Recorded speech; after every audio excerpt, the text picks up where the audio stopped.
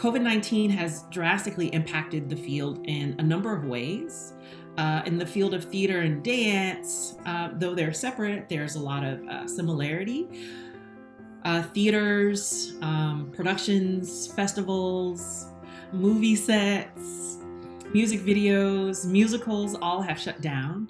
And with that, even some of our larger institutions have closed, right?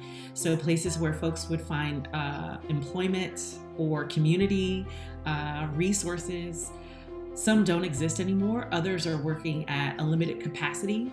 So it feels like a dire time in the field in the ways that we traditionally look at employment.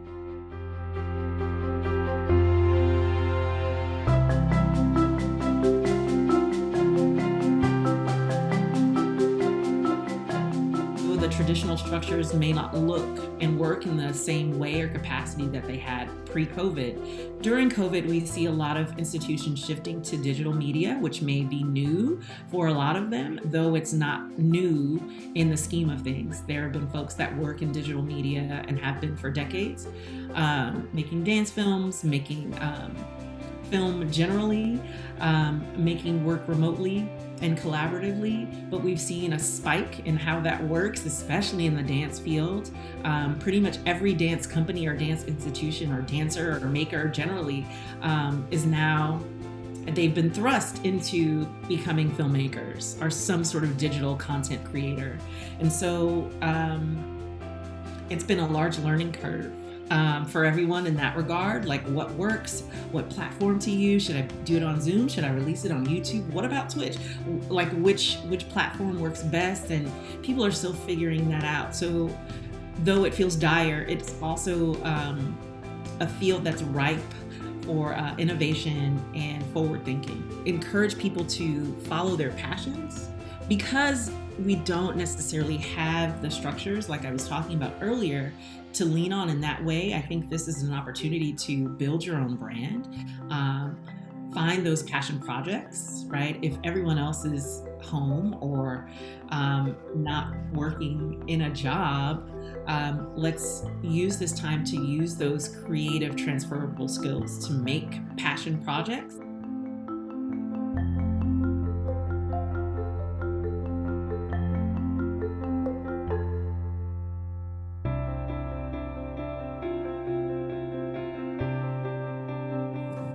I was talking to a colleague of mine, Ed Mills. He's I forget his official title, Ed Mills.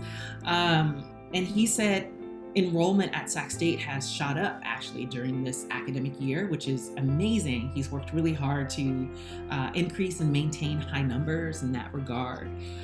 Because of our particular niche and like focus, like physical practice, being in community with other folks, we have seen some dips in our enrollment numbers. And I can also say there has been, at least at the beginning, there was a dip in morale, right? Because we, scientifically, the endorphins of moving together really kept our energy up. And I can say that, like with most folks at this point, there's a Zoom fatigue, right? The sort of reward or the energy boost that we would get from dancing together is hard to maintain over this digital divide.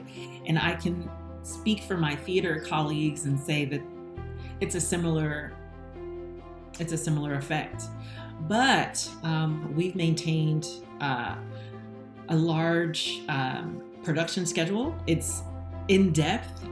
We've done 6 productions so far, and that's not including the senior dance and the senior theater capstones. And so having those performance opportunities, we were like, how are we going to mitigate what typically is like a huge effort and people and resource in the theater space together? How are we going to leverage that against this digital platform that we have in front of us, and keeping morale high and energy up and getting folks to like butts and seats, as we call it. And I think we've done a good job at that. So I don't necessarily see it as a negative that the pandemic has come in this way, I think what it has done is opened up the amount of pathways that we have to find ways to engender our public to come and engage with our work.